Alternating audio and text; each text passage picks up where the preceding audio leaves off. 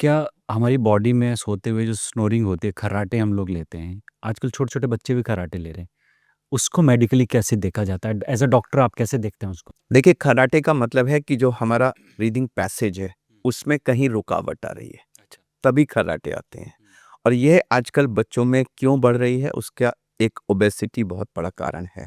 बच्चों में दूसरी प्रॉब्लम्स भी होती हैं, एडिनॉइड्स बड़े होते हैं या टॉन्सिल्स बड़े होते हैं, जो हमारा पैसे हम लोग बाहर के ना नॉस्ट्रिल से साँस एंटर करती है, हुँ, दोनों नॉस्ट्रिल बराबर होते हैं, दोनों के बीच में एक एक सेप्टम होता है, हुँ, जो सीधा होता है और ये पीछे जाकर के नेज़ोफेरिंक्स से फिर हमारे वॉइस बॉक्स से होता हुआ विंड पाइप में आता है।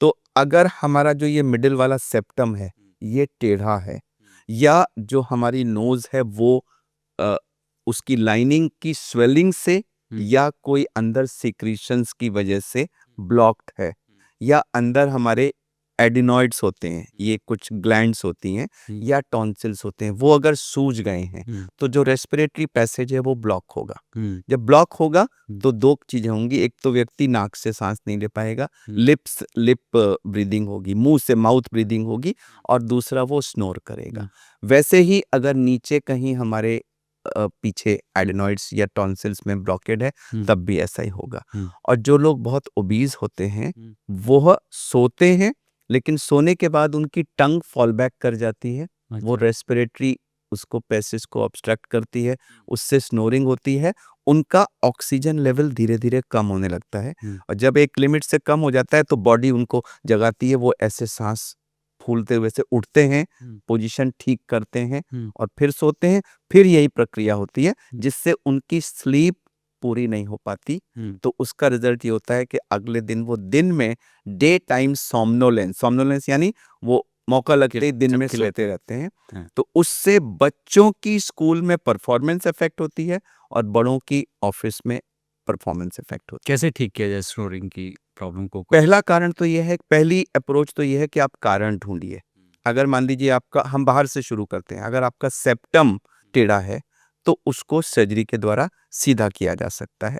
अगर पीछे एडेनॉइड्स बड़े हैं, टॉन्सिल्स बड़े हैं या आपको साइनस वगैरह की कोई प्रॉब्लम है, हुँ, उसको एड्रेस करना है। ये एनाटॉमिकल प्रॉब्लम्स हैं, इसको आप एड्रेस करते हैं।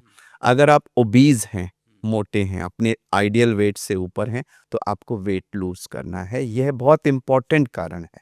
अगर आप वेट को आइडियल ले आएँगे, तो ये स्नोरिंग की प्रॉब्लम ठीक हो जाती है, साँस में रुकना हुँ, ठीक हो जाता है। हुँ, और जिन लोगों को ये सब कुछ करेक्ट करने के बाद भी ये प्रॉब्लम नहीं सॉल्व होती है, तो फिर एक बाईपैप मशीन आती है, जो ऊपर से लगाई जाती है, जिससे हम वो एक प्रेशर से आपको साँस देती है, हुँ, तो वो इस रुकावट को ओवरकम करती है, उससे फिर लोग प्रॉपर स्लीप ले पाते हैं।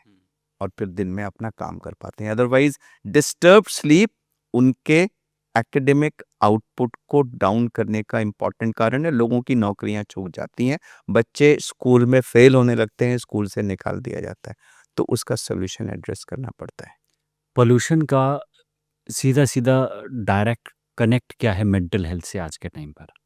मेंटल हेल्थ से बहुत सिग्निफिकेंट कनेक्ट है। मैंने शुरू में बताया था कि बच्चों में जो कॉग्निटिव डेवलपमेंट होता है, हुँ, वो इफ़ेक्ट हो रहा है।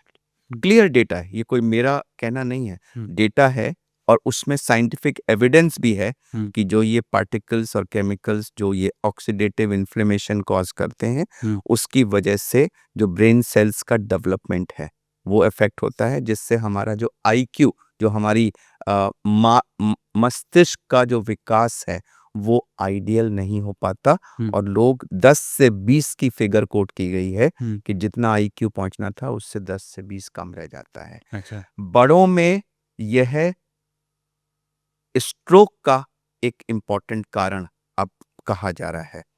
वृद्ध लोगों में जो डिमेंशिया पार्किंसोनिज़्म एक बीमारी है जिसमें हमारे हाथ ऐसे काँपने लगते हैं या अल्ज़ाइमर्स हुँ, जिसमें हम भूल जाते हैं। हुँ, इन सब बीमारियों का सीधा कोरिलेशन अब एयर पॉल्यूशन एक्सपोज़र से आ रहा है। हुँ, तो न्यूरोलॉजी यानी ब्रेन की बीमारियों में तो बचपन से लेकर और बुढ़ापे तक हर स्टेज पर अब डेटा आ रहा है कि एयर पॉल्यूशन हमारे ब्रेन को बहुत सीरियस नुकसान पहुँचा रहा है।